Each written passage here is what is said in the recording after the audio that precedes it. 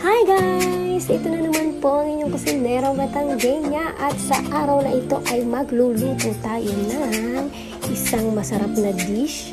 Walang iba kundi ang masabaw na tinola. Nice! Tinola ng manok ang lulutuin natin ngayon guys.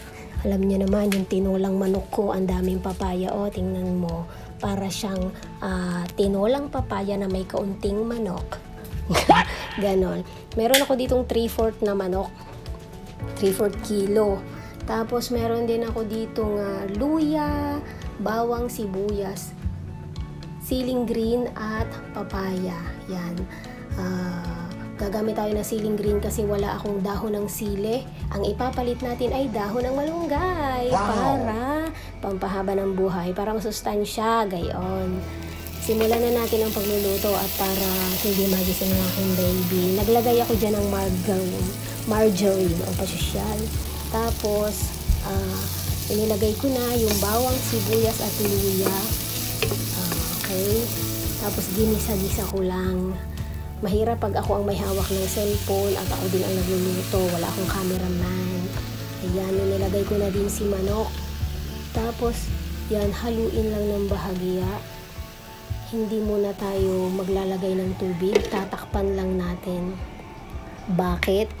Kasi nga, yung manok na yan, pagka natakpan mo, nagtutubig ng kanya. Lumalabas yung sarili niyang katas. Naglagay na tayo dyan ng paminta. Itong mga panahon na ito, kailangan na lagyan ng paminta. Tapos patis. Ang patis, depende sa kung gaano kadaming gusto nyo. Kung gaano kaalat ang gusto nyo. Ako kaunti lang. Alam nyo yung takip ng bote ng patis, 2 ganon ang aking inilagay. Yon. Tapos, dahil malalaki yung hiwa ng papaya ko, isasabay ko na. Yan. Inilagay ko na si papaya at yung sabaw ng aking chicken.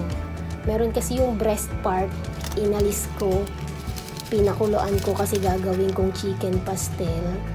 Kaya yung chicken stock niya, yun yung nilagay kong sabaw stock o di ba sosyal.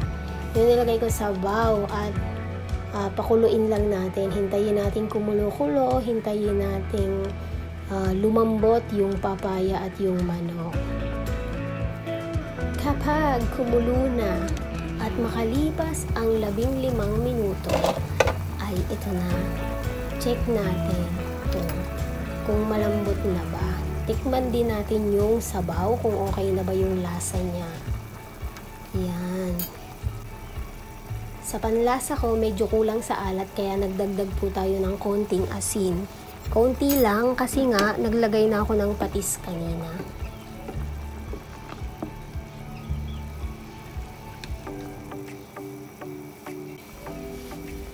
Takpan ulit natin para tuluyan na siyang maluto.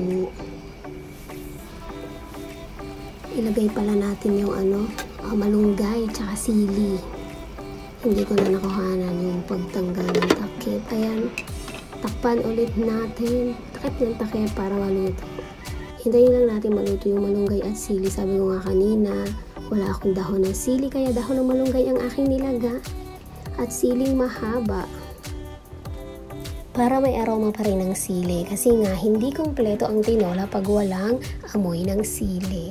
At ito na, kapag luto na, syempre lagay natin sa malinis na lalagyanan. Yan. Inilagay ko na pero hindi ko nilahat. Kaya lang medyo nakukulangan ako. Kaya ang ginawa ko, ibinuhos ko na din lahat sa lalagyanan na ito kasi kasya pa naman eh.